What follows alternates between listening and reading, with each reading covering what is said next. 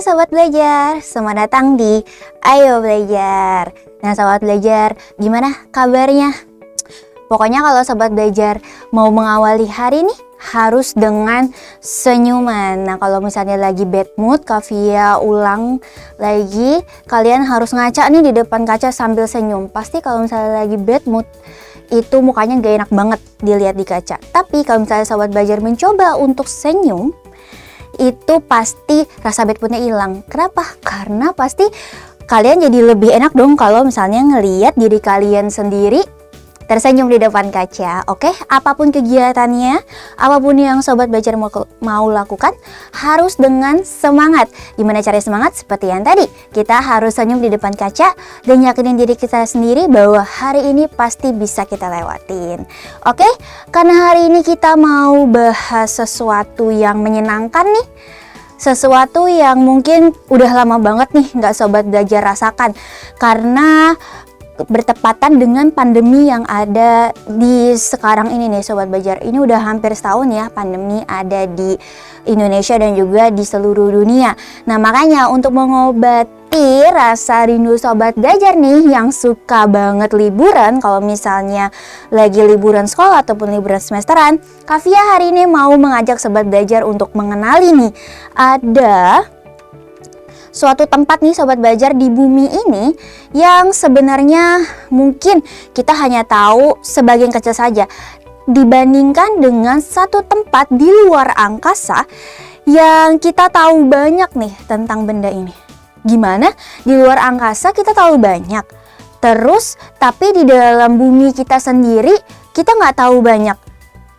Penasaran nggak tempat apa yang kita kurang tahu di dalam bumi ini, tapi kita lebih tahu benda yang ada di luar angkasa?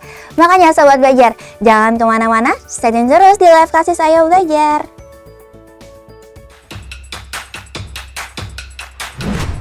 Jangan lupa belajar, karena sekarang belajar itu mudah. Ayo belajar! Oke, Sobat Belajar, udah ada bayangan belum nih kira-kira benda apa di luar angkasa yang kita lebih tahu banyak dibandingkan dengan suatu tempat di bumi yang kita belum tahu banyak? Udah tahu belum jawabannya? Kavia kasih bocoran nih. Benda yang ada di luar angkasa yang sudah pernah kita teliti, bahkan sudah pernah kita rasakan bagaimana rasanya ada di benda itu adalah satelit bumi alias bulan. Sedangkan ketika kita ada di dalam bumi, terus kita meneliti tempat ini, ternyata kita tidak bisa melakukan penelitian secara maksimal karena ada 1-2 hal alasannya. Nah makanya hari ini kita mau bahas tentang ternyata manusia itu lebih banyak tahu tentang bulan dibandingkan dengan lautan. Oke, nah hari ini Kavia mau ngajak Sobat Belajar kita berenang nih. Ayo semuanya kita pasang kacamata renangnya.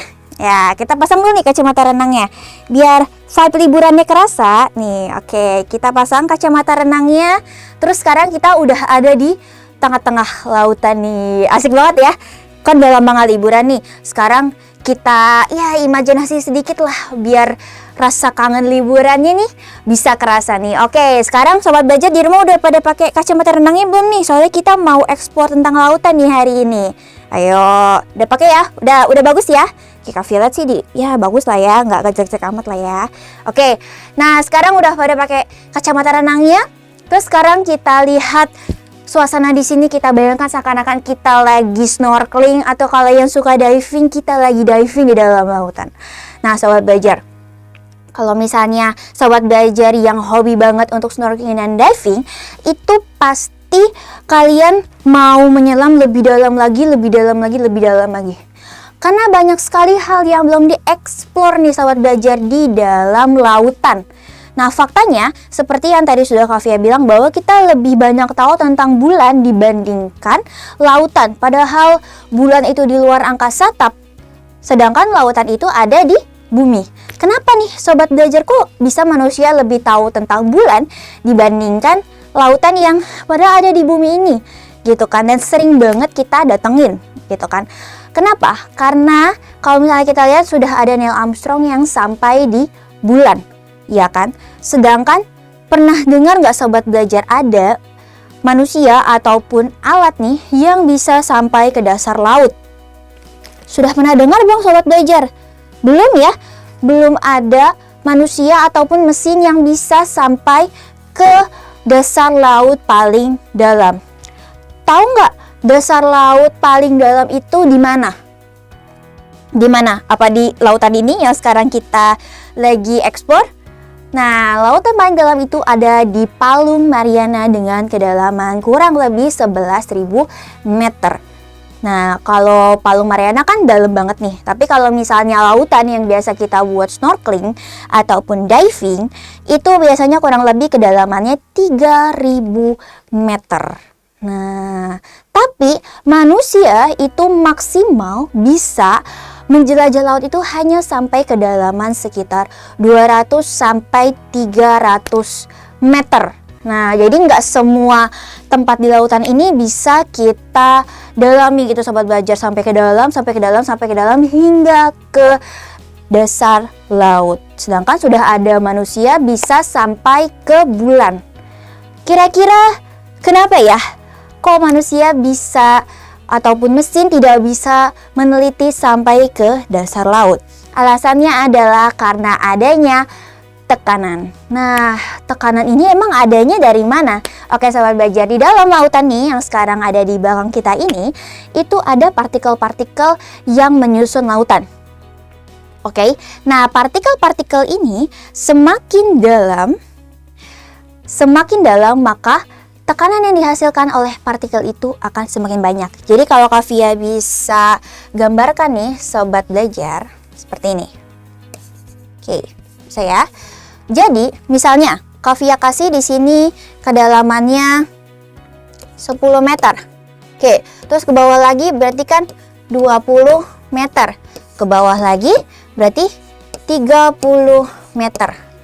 Nah, di sini setiap 10 meter itu tekanan akan meningkat kurang lebih 500 kali lipat.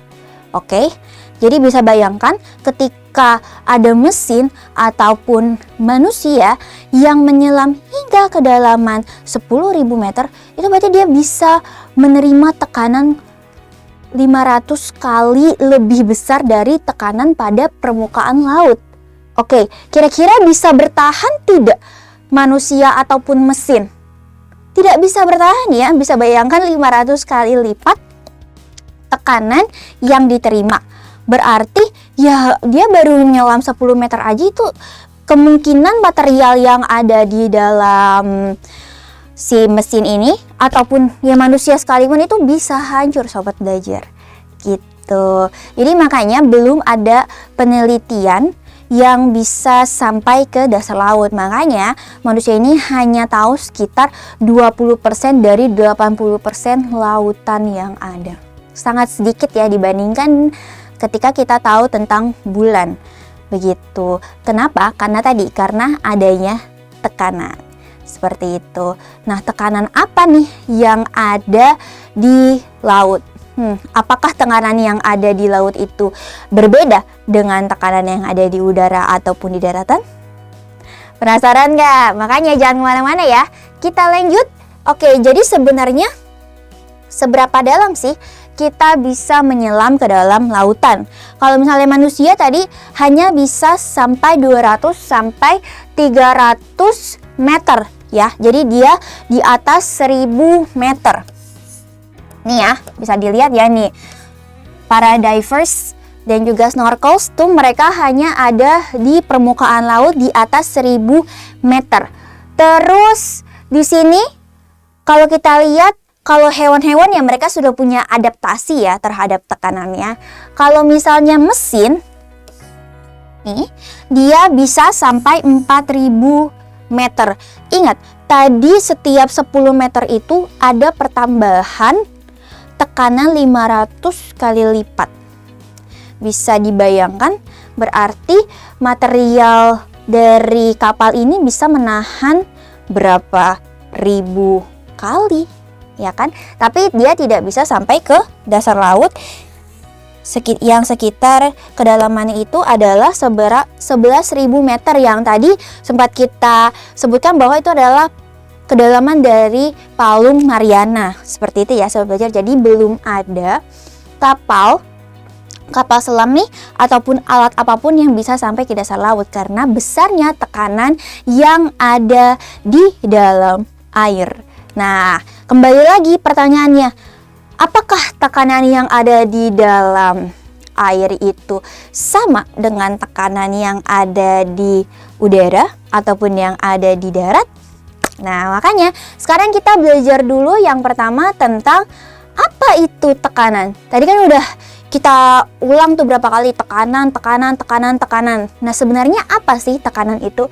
Tekanan itu adalah jumlah gaya yang diberikan sebuah benda per luas permukaan. Oke, gaya yang diberikan sebuah benda per luas permukaan benda tersebut. Oke, berarti rumus yang bisa kita dapat dari tekanan itu adalah T sama dengan F per A. Oke, nah apa aja? P itu tekanan. Oke, P itu tekanan dengan satuannya adalah Pascal. Kemudian F itu adalah gaya. Kemudian A adalah luas permukaan benda. Tadi, ya kan, tekanan itu dia semakin dalam semakin besar. Itu kalau misalnya di laut, ya kan, kalau misalnya di air. Tetapi kalau misalnya untuk tekanan pada benda padat itu ditentukan oleh luas permukaan. Itu oke.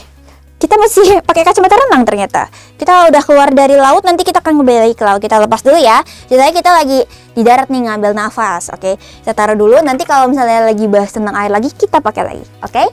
Nah, kalau untuk tekanan pada zat padat itu dia ditentukannya bukan dari kedalaman, tapi dari luas permukaan.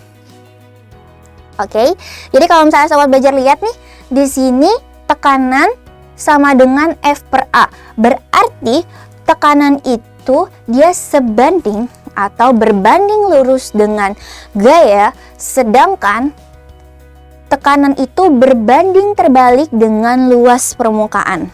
Oke, kalau misalnya berbanding lurus berarti semakin besar tekanan, semakin besar gaya, ya kan? Sedangkan kalau berbanding terbalik dengan luas permukaan, berarti semakin besar gaya, semakin kecil luas permukaan, ya kan? Sedangkan ketika luas permukaannya semakin banyak atau semakin luas, itu berarti tekanannya semakin sedikit. Itu ya yang harus Sobat Belajar ingat nih. Oke, makanya sekarang kita lihat nih, kayak konsepnya tadi, tekanan itu berbanding terbalik dengan luas permukaan tapi sebanding dengan gaya.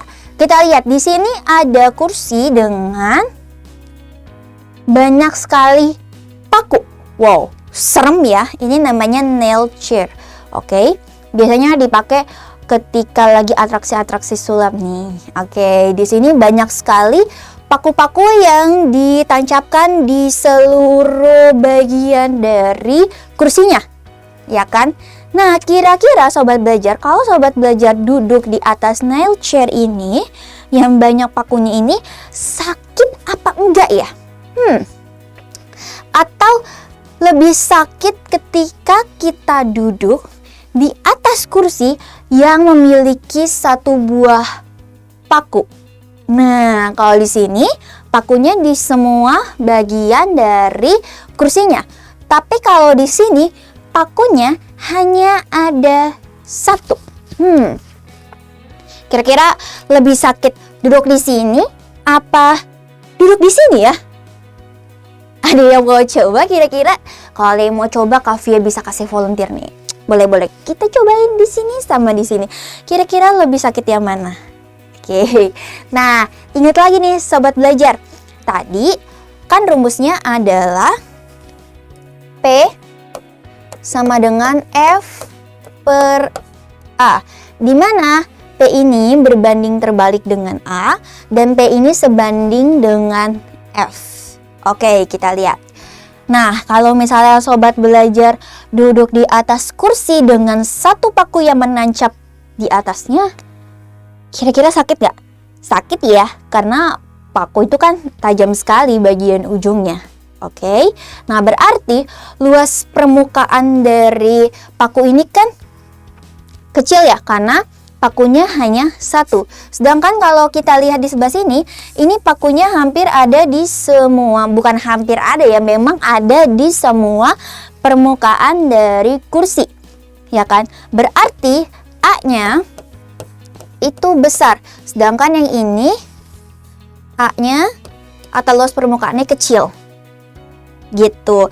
Berarti siapa yang akan lebih memberikan tekanan? Kursi yang nomor 1 atau kursi yang nomor 2? Yang mana kira-kira sobat belajar? Nomor 1 atau nomor 2? Nah, ingat lagi konsepnya tadi. Kan A itu berbanding terbalik dengan tekanan. Berarti semakin besar tekanan, semakin besar tekanan, maka semakin kecil luas permukaannya. Sedangkan ketika luas permukaannya semakin besar, maka tekanannya semakin kecil. Berarti kan di sini siapa yang luas permukaannya lebih besar? Kursi nomor 2 ya, yaitu nail chair-nya. Nah, berarti tekanan yang diberikan pada kursi nomor 2 itu lebih kecil, alias ya berarti dia menekannya lebih sedikit, yang artinya adalah ya berarti tidak terlalu sakit ketika kita duduk di kursi nomor 2. Sedangkan bayangkan kalau misalnya sobat belajar duduk di kursi nomor 1. Bisa bayangin sesakit apa ketika pantat kita tertusuk oleh paku yang ada di kursi tersebut. Oke, jadi kalau misalnya sobat belajar iseng nih ngeliat ada nail chair ini, biasanya adanya di Museum Science, itu nggak apa-apa dudukin aja. Karena dia rasanya kayak kita lagi di terapi refleksi gitu, ada tusuk-tusukannya seperti itu. Tapi ini aman untuk diduduki dibandingkan dengan kursi yang hanya memiliki satu buah paku. Karena kembali lagi ke konsepnya bahwa gaya itu sebanding lurus dengan gaya, tekanan itu berbanding lurus dengan gaya, dan tekanan itu berbanding terbalik dengan luas permukaan. Oke, jadi kita bisa simpulkan bahwa ketika hidup lo semua banyak tekanan, berarti lo kebanyakan gaya. Oke, ini quotes sekaligus cara untuk mengingat konsep tekanan tadi. Oke, jadi hati-hati kalau sahabat belajar itu banyak tekanan nih di hidupnya, itu berarti kemungkinan banyak hidup sobat belajar itu banyak gaya. Oke, makanya hiduplah sesuai kemampuan. Nah, begitu ya sobat belajar, nih quote buat hari ini nih yang bisa kita ambil dari konsep tekanan. Oke, dari konsep tekanan ini kita bisa mempelajari kembali lagi ke lautan tadi.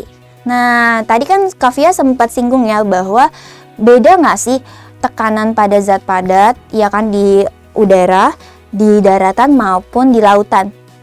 Khususnya ketika di lautan, tadi kan sempat kita bahas bahwa setiap 10 meter kedalamannya itu tekanannya itu bertambah 500 kali lipat. Nah, tekanan yang ada di dalam air itu disebut sebagai tekanan hidrostatis. Oke. Dimana definisinya adalah tekanan yang diberikan oleh air ke semua arah pada titik ukur akibat adanya gaya gravitasi. Oke. Dari definisi ini kita bisa rumuskan bahwa tekanan hidrostatik itu sama dengan massa jenis air dikali gravitasi dikali H. Nah, apa sih H-nya? Nah, H-nya adalah titik kedalaman yang diukur dari permukaan air. Oke. Nah, jadi yang tadi semakin, berarti kan dia berbanding lurus ya kalau kita lihat dari kalau kita lihat dari rumusnya. Berarti semakin dalam tekanan ya berarti kedalamannya akan semakin dalam juga. Semakin dalam kedalamannya semakin banyak tekanannya. Oke. Tapi ketika ada di sini ada beberapa tekanan nih, jadi ada orang mancing, ada orang yang menyelam, dan ada orang lagi menyelam juga di dalamnya. Ini berarti kan ada beberapa tekanan, ya kan? Nah, tekanan di dalam airnya akan kita tetap hitung sebagai tekanan hidrostatik dan juga tekanan atmosfernya yang ada di sini kita hitung juga, di mana tekanan hidrostatiknya itu tekanan atmosfernya itu dia tetapan besarannya adalah 1,01 dikali 10 pangkat 5. Oke. Nah, kita lihat kalau kita belajar tentang tekanan dan juga fisika lainnya, gak enak dong kalau misalnya kita nggak coba untuk menjawab soal. Oke. Kita lihat di sini ada gambar tabung U. Nah, perhatikan gambar alat hidrolik nih. Nah, katanya berat balok X pada tabung kecil itu berapa nih biar alat hidrolik ini tetap seimbang. Oke, di sini yang diketahui adalah A1, A2 dan juga di sini ada F2. Oke, udah tahu ya? Berarti rumusnya harus pakai yang mana? P sama dengan F per A. Oke. Nah, kita lihat di sini berarti P1 sama dengan P2. Kita tinggal masukkan rumusnya. F1 per A1 sama dengan F2 per A2. Yang ditanya, yang belum ada kan yang X. Berarti X ini apa? F1. Karena kan F2-nya sudah ada. Oke. Berarti F1 sama dengan F2 dikali A1 per A2. Oke, kita tinggal hitung karena kebetulan satuan dari luas permukaannya sama. Oke, kita hitung. F2-nya adalah 500 dikali A1-nya adalah 5 per A2-nya adalah 100. Oke, tinggal kita coret. Jadinya 25 Newton. Oke, jadi ya F1. Oke, gitu ya. Jadi gampang ya, F1 sama dengan 25 Newton. Kalau ada pertanyaan seperti ini tinggal di substitusi saja. Oke, kita lihat pertanyaan kedua. Oh, ini tentang tekanan hidrostatis di sahabat belajar. Oke, kita lihat. Di sini ada perhatikan gambar posisi ikan dalam bejana. Oke, ikannya ada di sini ya, dengan ketinggian airnya 14 cm. Terus ketinggian dari bawah sampai ikannya adalah 4 cm. Kita lihat pertanyaannya adalah, jika percepatan gravitasi bumi, oke, G-nya berarti, G-nya itu adalah 10 meter per second, maka tekanan hidrostatis yang dialami ikan tersebut adalah, ingat lagi apa tadi rumusnya tekanan hidrostatis? Ya, rumusnya adalah, kalau di sini ya, P hidro sama dengan rho dikali G dikali H. Oke, kita lihat di sini rho-nya adalah 1000 kilogram per meter kubik.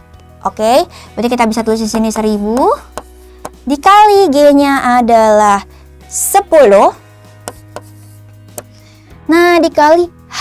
H itu kan adalah tinggi permukaan benda pada air. Oke. Nah, kalau kita lihat di sini tinggi airnya adalah 14. Terus tinggi dari dasar ke ikan adalah 4 cm. Berarti tinggi ikan dari permukaan sampai ke letak ikannya itu adalah 14 dikurang 4. Ya, kan perhitungannya adalah dari permukaan tingginya, bukan dari dasar. Oke, di sini kan yang diketahui adalah dari dasarnya. Sedangkan dari permukaannya belum diketahui. Yang diketahui adalah tinggi dari permukaan sampai di bawah. Makanya tinggi atau kedalaman ikan dari permukaannya itu adalah ketinggian seluruhnya dikurang dari ketinggian dasar. Oke, paham sampai situ? Jadi titik bendanya itu dari atas permukaan sampai bendanya, bukan dari bawah benda sampai atasnya. Oke, kita lihat di sini 14 cm dikurang 4 cm. Ingat, apa satuan dari tinggi atau panjang? Meter ya, SI-nya. Makanya kita harus rubah. Pertama, hanya itu kan berarti 14 dikurang 4. Ya kan? Kalau misalnya dari senti ke meter berarti dibagi 100. Ya, Oke, per 100. Oke, di sini 1000 dikali 10 Berarti dikali 14 kurang 4 berapa? 10. 10 per 100 berarti 0,1. Berarti kalau 1000 kali 100 kali 10 kali 0,1 itu adalah 1000. Nah, satuannya apa? Newton per meter kuadrat. Jawabannya adalah C. Easy peasy ya sobat belajar, tapi lihat dulu. Kalau misalnya kita sedang menghitung itu kita harus menyamakan satuannya dulu. Nah, karena kebetulan di sini gravitasi dan juga tekanan massa jenis air itu memakai meter, makanya kita harus mengubah ketinggian yang dari sentimeter ini jadi meter. Oke, next yang terakhir. Sini ada soal. Nah, permukaan air laut. Oke, jika tekanan di atas permukaan air laut itu sebesar 76 cm, nah, per Hg, maka tekanan di daerah P sebesar kira-kira berapa ya? Ada yang tahu jawabannya berapa? Nah, kalau misalnya di sini, berarti kan yang diketahui adalah tekanan di atas permukaan air laut. Ya kan nih, permukaan air laut. Itu adalah 76 cm Hg. Nah, tekanan di daerah P, kita lihat di daerah P. Nih. Itu berapa totalnya? Ya kan? Nah, berarti di sini sudah ada di permukaan laut, di sini sudah ada tekanan totalnya berapa. Yang ditanya adalah, berarti kan di sini dia ditanya tekanannya berapa di paling atas. Nah, sedangkan yang diketahui adalah permukaan air laut sama permukaan yang ada di sini. Dia ngezoom. Oke, berarti ingat tadi rumusnya apa? P total sama dengan P hidro ditambah P atmosfer, ya kan? Nah, P hidronya, lihat. Nah, ini kan permukaan air laut ya, dari atas ke bawah itu ketinggiannya 200 meter, ya kan? Nah, terus kira-kira berapa nih tekanan di P-nya? Udah ada yang tahu belum? Nah, nggak asik ya kalau misalnya semua soalnya dibahas. Berarti soal ini, Kak Vi udah kasih clue di sini. Kita pakai rumus yang ini. Nanti bisa dihitung sama sobat belajar. Ini buat kuis ya, buat latihan sobat belajar. Nah, menarik sekali ya sobat belajar, pembelajaran hari ini tentang tekanan, konsep tekanan dan juga gaya hidrostatis yang ada di laut. Makanya, karena sekarang belajar mudah, ayo belajar. Jangan lupa belajar, karena sekarang belajar itu mudah. Ayo belajar.